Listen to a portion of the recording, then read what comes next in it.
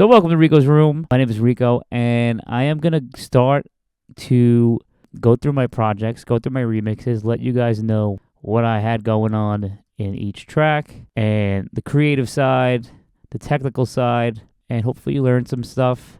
This is my remix to Here in Your Arms by Hellogoodbye. Kind of like an EDM 2026, 2016 festival vibe. So here we go. Back to the kick. Just a regular kick sample, nothing crazy. EDM vibes. And over time, this is just kind of going through the motions. This is when I started to reference how my kick sounded to my reference tracks. I didn't need this at first, but my kick was missing some low end, so later on it did need that. That's pretty crazy to go right into such a over the top boost like that, but you know, everything else is kind of normal. And if you look up here, that's a good looking kick. Why is it a good looking kick? The volume's just kind of balanced. Nothing's really out of whack. If it was out of whack, I would show you how to fix that. But it's a pretty solid kick. Now, this is something new I've been doing, but I have my snare layer, but these are my snares. I'm just going to play it as one.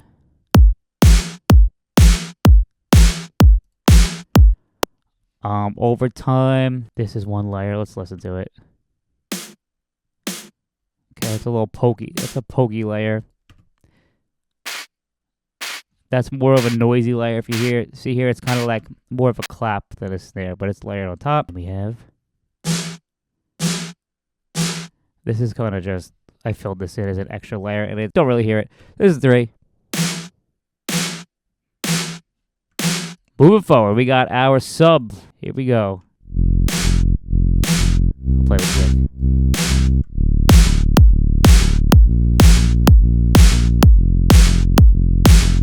Sub is just a fat saw. Drop 2 octaves. Hitting the main sub frequencies here below 100, but I have it kind of filling up into the bass frequencies because the bass is going to blend nice. If you did too much of a drastic cut like that, it wouldn't sound natural. Everything's got to kind of blend over each other a little bit. So that's where that came from. This specifically, I'm using kickstart, and it's bouncing fully to the kick like that. Whenever the kick's hitting, the sub is bouncing fully gone, fully not playing in terms of volume. All right, then we have my main mono bass layer. Like that. And if you look here, the bass, this is just the bass taking up from 100 hertz up. Like that. But it's playing only in the middle of the stereo field. So the stereo field looks like that, kind of wide, but this layer of bass is just straight in the middle like that. Now if I go to the stereo layer, which is on the sides, it's taking up the same frequencies,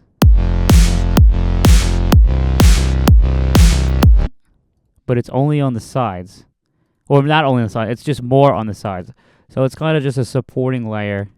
Let's look at it here. It's more of just a supporting layer on the sides, while the mono layer is kind of more in the middle. And I have the bass layers side chained, I guess the same way as the sub. For this track, I don't always do that, but they are side chained. Awesome. Bass, I got some processing on the bass. Let's check this out. A lot of this stuff that I did was from referencing a reference track, so it's like little adjustments here and there, but overall, why did I take this down? I probably took the volume of these high frequencies down to make room for the leads and the chords and stuff like that. So eventually, you can see here, this stuff is gone. We compressed it a little bit to kind of keep the volume of the bass, keep the volume of the bass as close in volume as possible. If you look here, it doesn't move around and bounce around that much in volume. It's pretty stagnant. You want to feel the bass, and you want to feel it the same the whole track. And then I grouped the kick and the bass, which is that. And if I go to my kick and bass group, I have the Soothe 2 on, which is just pushing down on different frequencies that poke through over time. Cleans it up a little bit. And then I did a little saturation, made it a little fatter. Kick and bass. I never make my saturation too noticeable. Once it starts to get noticeable, I pull back. If your low end never sounded this tight, comment feedback and I'll help you fix it on your own track. Let's work on my way to the middle guitars. All right.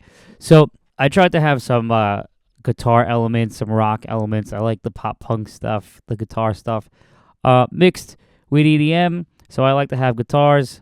And if you look, I'm going to play the two kind of power chords I have. I guess this would be building up from the bass up the frequency spectrum. So this would be my next layer after the bass.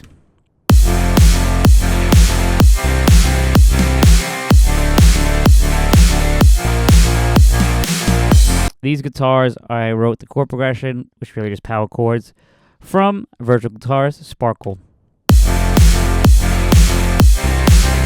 And I have one guitar to the left, one guitar to the right. Let's see.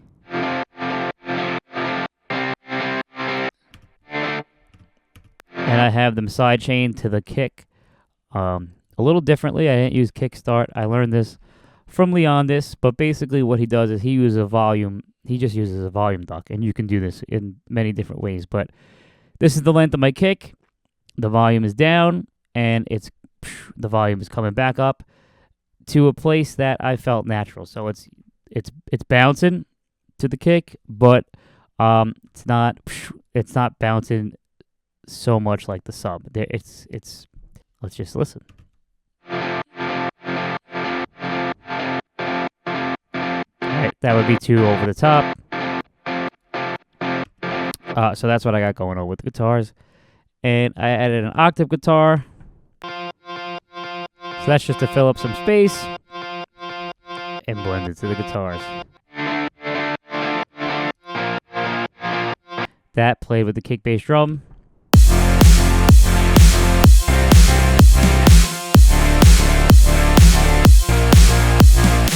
Now, those guitars are,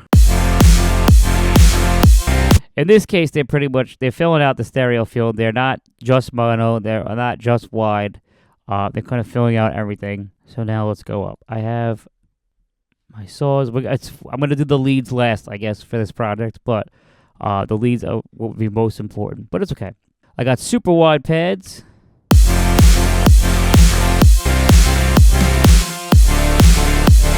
As you can see, super wide. The guitars are kind of louder right now than just that layer, but all the pads add up and it balances out. I don't think this track is too more. It's not guitar driven and it's not pad driven. It's got a nice balance. So I got those wide chords. I called these super duper wide.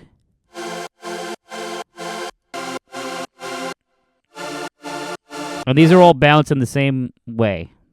They're all sidechained to the kick. So I got wide, super wide. Then I got super duper wide, which is wide and loud.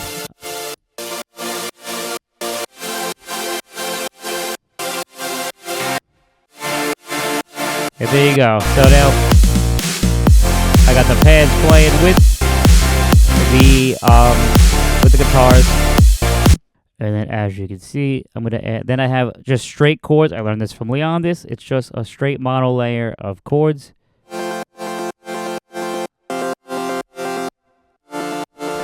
And it's low. It's just in the background.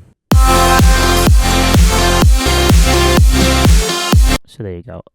You wouldn't hear it. You can't really tell it's not there, but when it is there, it fills it up a little bit. And this is my drop chords group, which I just beefed up with OTT, over the top compression. This is what it sounds like with over the top. Alright, so I do everything in baby steps. So that's just at 10%. I have it just put in a really big room, like you're at a festival. And That's just the reverb of the saws. But it's very low, and it's also being sidechained at the end. So it's just bounce. It's really just bouncing with everything else. My perspective, I'm still learning about reverb and shit like that on the drop. So if you got other perspectives, for sure help me out. This is a FabFilter EQ. I just wanted to make it. This must have been from referencing the tracks. I just boosted the highs on the sides. It just makes everything a little wider and brighter. Here, I'm doing that same kick technique.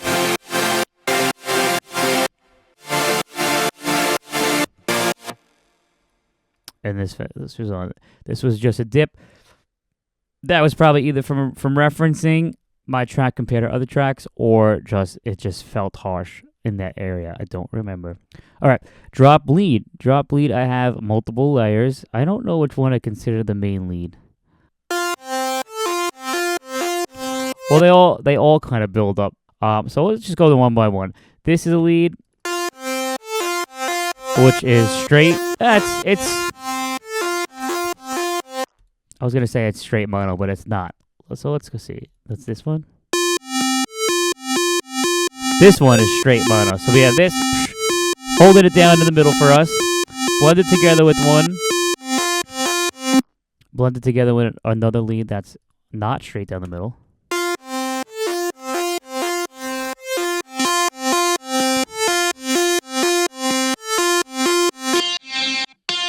Then I wanted some guitar texture. I don't know if this is doing anything, but it's mono.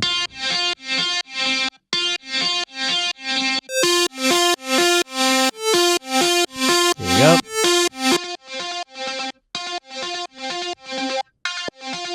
Can't tell if you can hear this. This one's not that mono and not that wide, so it's somewhere in the middle. Try to, I guess, blend them all together. I actually forgot about that sound. And then we have this over-the-top compressed guitar, piano. I just have a lot of delay, and it fills out the space. So this is it without it. Ableton vibes.